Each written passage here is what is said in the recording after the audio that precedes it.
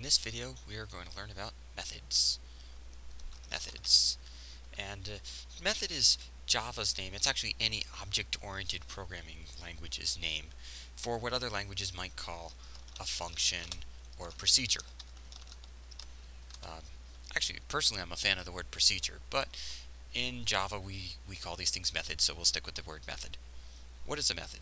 Well, and why would you want a method? Well, first of all, let's take what we didn't like about the program we already wrote. Here's the program that we wrote last time to solve a maze. And if we scroll through this program, we find that it consisted of, let's see if we can get that whole thing. We find that it consisted of a long stream of instructions to move and turn left, and it was utterly impossible to follow. If we were to remove one of these lines of code, we would be hopelessly lost as to what went wrong in our program. In fact, let's remove one line of the program, remove that line, and see what happens. So let me get this on the screen so you can see what I'm doing. I'm hitting the compile button. Okay, that finished. And then I'm going to run my program, and we'll talk in a moment about why this is the code I need to run my program. Oh, I need to load my maze first. There it is. And having loaded it, I want to actually... Why does this keep drifting off the screen? Here we go. Having loaded it, I want to actually... well, I want to solve my maze. I wrote something to solve my maze. It was called solve. I think it was called solve. Solve. Okay. And now I'm going to run my broken program, and we're going to see what happens. Good so far. Oh, we made it all the way there, and then my program failed. Actually, this would be a good time to learn about debugging a little bit. So it says, attempted to move the robot from 3.8 to occupied location 3.7. From 0, 1, 2, 3. That must be 3.8 to 3.7. Yeah, okay, we can see that. But we can also learn a lot here. It tells us that we wrote this thing called solve, which is a method. We'll talk about that in a moment. And on line 45 of my lesson.java file, I asked the robot to move, and then you can see actually it crashed inside of robot move on line 103 of robot.java. It crashed, but I didn't write robot.java. I know robot.java works fine, so the error must be that I asked it to move when I shouldn't have, and for that I'll look on line 45 of lesson.java. So let's go find line 45. Well, this would be a good time to point out how to get line numbers. If you've loaded Dr. Java, you can ask it to show you line numbers by saying Edit, Preferences, and Display Options. And under Display Options, you can see Show All Line Numbers, and I have checked that option. Okay, so we said line 45. So here's the dreaded line 45. That's when it tried to move into a wall. So what should we have done there? I don't know. Maybe we tried to turn too soon, in which case maybe we should have moved one more time before we turn. But you can see, it's really utterly impossible to follow what mistake led us. I mean, we can tell this is the line that crashed, but we have no idea what we were trying to do on that line. Why were we moving at that moment? You know, which part of the maze did we think we were in? So it's very hard to tell. One thing that we could do is we could make a comment for ourselves, and I should show you how to write comments.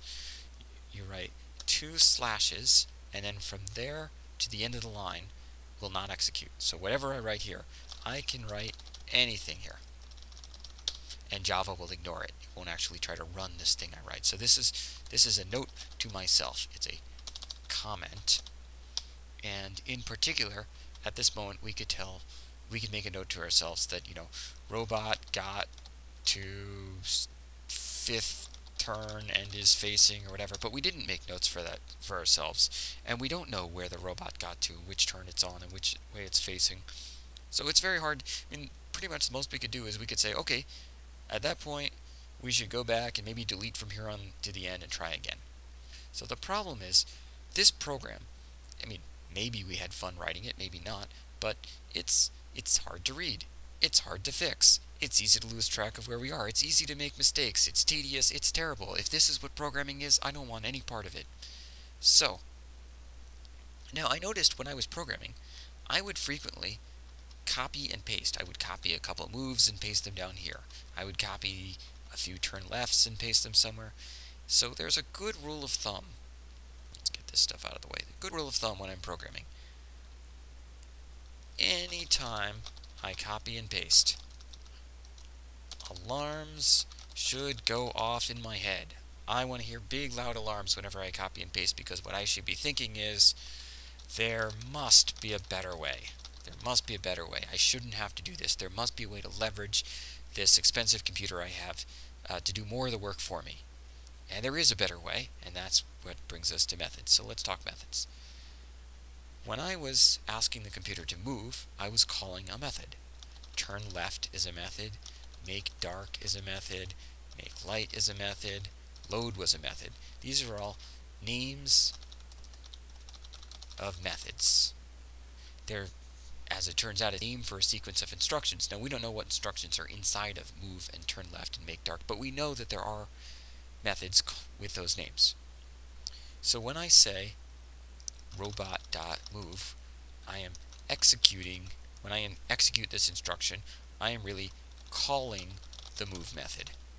Calling the move method. So that's the terminology we use.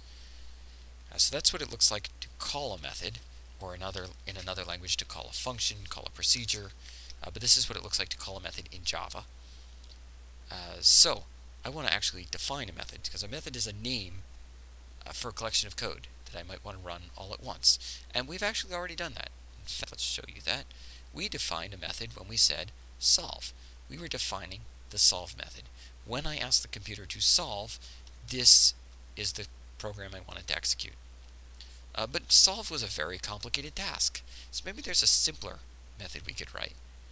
So what's something that we did over and over again as we were writing our program? Well, we turned left 3 times, over and over again.